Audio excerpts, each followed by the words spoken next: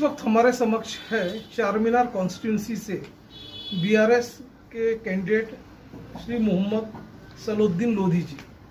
सबसे पहले तो हमारे चैनल पे आपका स्वागत है।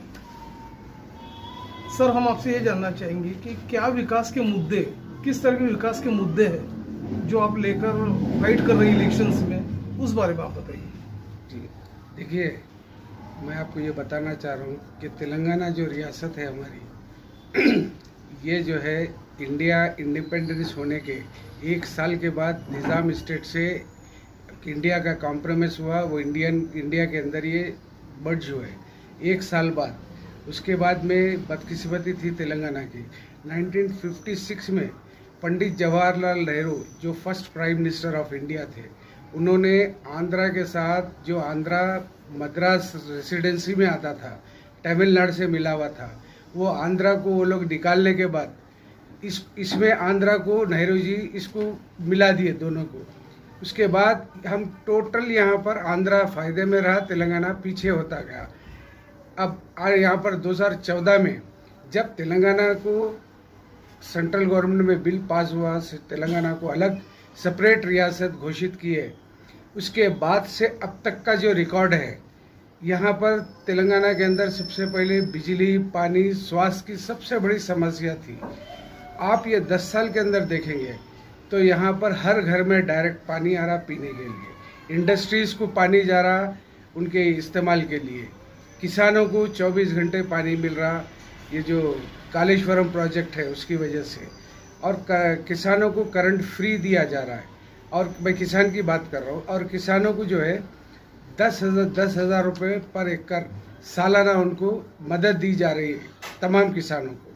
इससे पहले किसान आत्महत्या करते थे यहाँ हमारे प्रदेश के अंदर, हर जगह ही करते थे वो तो यहाँ पर, लेकिन क्यों कि पानी नहीं था, सूखा पड़ जाता था। लेकिन ये केसीआर की दूरअंदेशी थी कि उन्होंने सबसे पहले पानी की सिंचाई वाला काम करा। उन्होंने ये प्रोजेक्ट बना के आज हर जगह हरियाली है, हरा तेलंगाना है।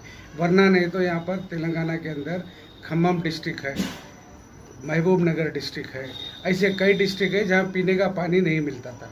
हम जाते आते थे, देखते थे। आज पूरे तेलंगाना के अंदर हर घर में आप टैप खोलो, आपको पानी मिल जाएगा। किसानों को मोटर का बटन ऑन करो, उनकी खेती को पानी मिल जाता। इंडस्ट्री के अंदर उनको जो पानी की ज़रूरत है, उनको भी रेगुलर पानी की सप्लाई हो रही।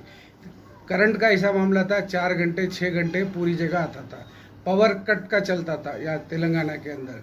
आज पावर कट का मसला ही ख़त्म हो गया हमारे पास, अच्छी बिजली मिल रही, सब अच्छा हो रहा है। तीसरी बात स्वास्थ्य का मामला है। स्वास्थ्य के अंदर हमारे पास हर बस्ती दवाखाने बनाए, उसके अंदर प्राइवेट हॉस्पिटल, कॉर्पोरेट हॉस्पिटल को जाने की ज़रूरत नहीं है। उन लोगों का इलाज पूरों का अच्छी तरह, पूरी मशीनरी है, जैसा डिलीवरी होना है लेडी की, तो यहाँ पर उसके जो जो चीज़ें चाहिए वो तमाम यहाँ पर प्राइमरी सेंटर्स के अंदर भी पूरे लगा दिए सो है। तो यहाँ पर हर तरह से तेलंगाना जो है ना रियासत, हिंदुस्तान की सबसे छोटी बेबी स्टेट है, ये छोटी रियासत है, लेकिन बावजूद इसके तरक्की के मामले में कि पर कैपिटा इनकम इंडिया के अंदर तेलंगाना का नंबर 1 है। लिटरेसी रेट 66% से ज़्यादा है हमारा। आप ये इस बात का अंदाज़ा लगाइए। अब यहाँ पर जैसा कि मिडिल क्लास के लोग हैं, लोअर मिडिल क्लास के लोग हैं, इनको जो स्कीम्स है हमारे पास, जैसा दलित भाइयों के लिए हमारे दलित बंधु स्कीम के तरह 10-10 लाख रुपए जो रिटर्न करने का नहीं है, उनको एक स्कीम पहले सीएम को, उनको गुर्बत से नहीं, नीचे से पूर कंडीशन से उनको निकालेंगे बोल के सीएम साहब ये लगा के उनको वो स्कीम्स लगाए। बीसी को बीसी बंधु स्कीम है, वो जो है उनको 1-1 लाख रुपए वापस करने का नहीं है, नो सब्सिडी नो बैंक, उनको 1-1 लाख रुपए उनको दिए। जैसा बार्बर है हमारे पास, बार्बर को, धोबी को, ये लोगों को भी 1-1 लाख रुपए दिए। उनके शॉप्स को पावर फ्री, उनको करंट का उनको कोई बिल नहीं है, धोबी को, ये हजाम को, इनको कोई नहीं है, वो परमानेंट उनके लिए कर दिए वो। अब माइनॉरिटीज़ की बात है, माइनॉरिटीज़ को भी 1-1 लाख रुपए का लोन जो वापस करने का नहीं है, उनको भी वैसे ही माइनॉरिटीज़ को भी दिए। लेडीज़ के लिए केसीआर जब डिलीवरी के लिए प्रेग्नेंट वुमन रहती है, 6-7 मंथ होते ही न्यूट्रिशन किट दी जाती है हमारी गवर्नमेंट की जानिब से। उसके अंदर घी रहता, खजूर रहता, बादाम रहते, ये सब पूरे चीज़ जो भी है उसको हेल्थ अच्छा रहना बच्चे का और माँ का बोल के न्यूट्रिशन किट दी जाती है। शायद हिंदुस्तान में कहीं भी नहीं है वो।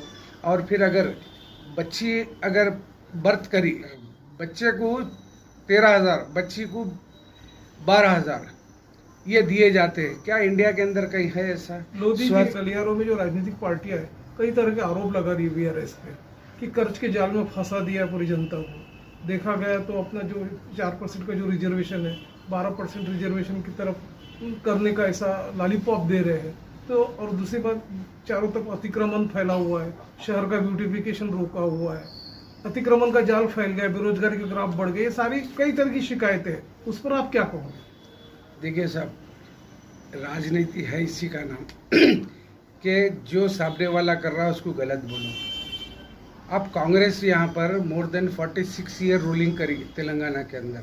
क्या कांग्रेस के टाइम पे ये जो सुविधा है ऐसी थी क्या या तेलंगाना के अंदर? नहीं थी उनकी।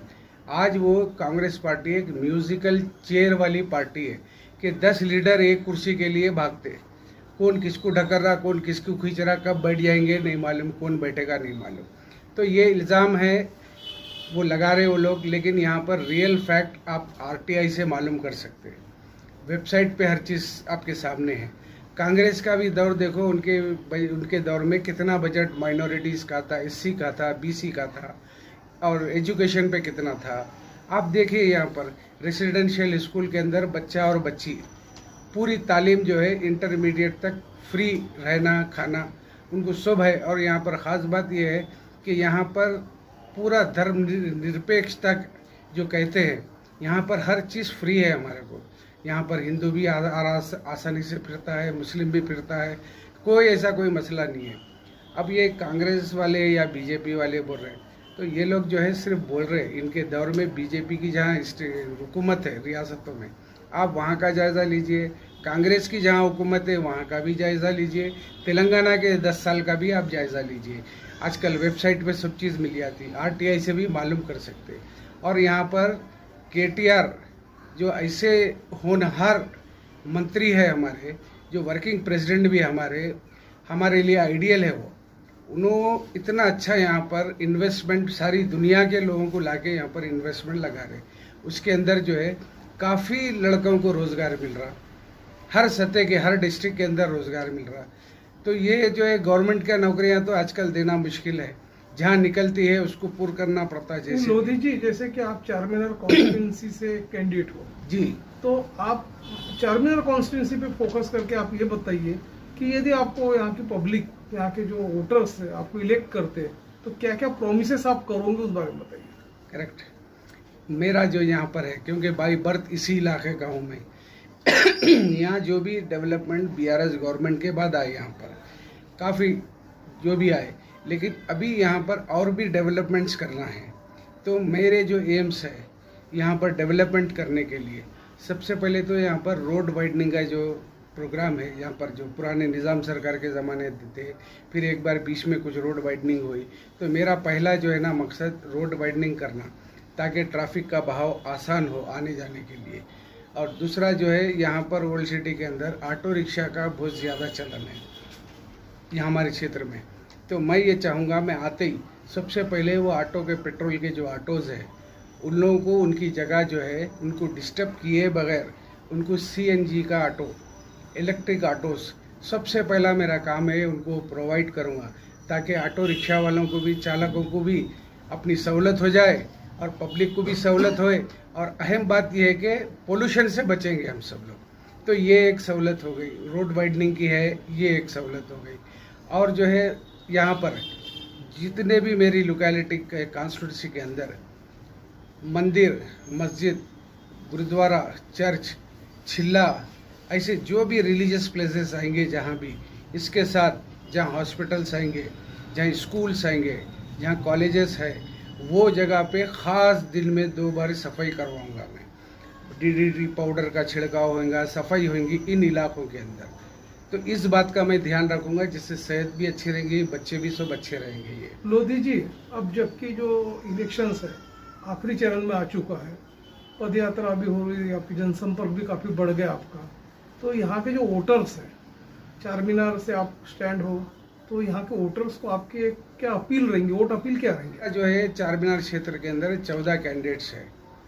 14 कैंडिडेट में मेरा नंबर 5वां है, जिसका निशान कार है, एम्बेसडर कार। मैं आवाम को जो है अपील करता हूँ कि वो 5 नंबर पे बटन दबाएं और मुझे कामयाब कराएं। और मैं बीआरएस पार्टी का एक सिपाही कार्यकर्ता हूँ। अगर मुझे इलेक्ट हो गया, मैं जो मुझे उम्मीद है पूरी कि मैं जो पब्लिक में जा रहा हूँ, मुझे रिस्पांस अच्छा मिल रहा है यहाँ पर। मुझे उम्मीद है जो वेलफेयर स्कीम्स यहाँ पर जो लोग लिए, जैसे डबल बेडरूम है, एससी सेल के जो है दलिता बंधु है, माइनॉरिटी वेलफेयर है, और एक खास बात साहब, एक बात बोलता हूँ मैं आपको, ये हमारी जो योजना है बीआरएस पार्टी की, बिल्कुल निचली सतह से उनको उठाने की है। इसके साथ साथ जो पैसे वाले हैं ऑलरेडी, जैसे किसान हैं जिनको 10,000 रुपये एकड़ महाना दे रहे हैं, तो जो पैसे वाले भी है, लैंडलॉर्ड भी जो हैं, उनको भी जो है ना पैसे का फायदा हो रहा है। यानी निचली सतह से ऊपर तक, करोड़पति तक भी फायदे में है यहाँ पर सब लोग। तो मैं यहाँ पर क्षेत्र में इलेक्ट होने के बाद मेरी खास बात ये रहेगी कि मैं बीआरएस गवर्नमेंट का इलेक्शन लड़के जीत के एमएलए बनूंगा। तो जाहिर बात है, मैं जो है ना फंड्स ज़्यादा से ज़्यादा ला सकता हूँ, एमपी लैट से फंड ला सकता हूँ, एमएलसी में ला सकता हूँ, और स्पेशल बजट भी मैं यहाँ पर सैंक्शन करवा सकता हूँ।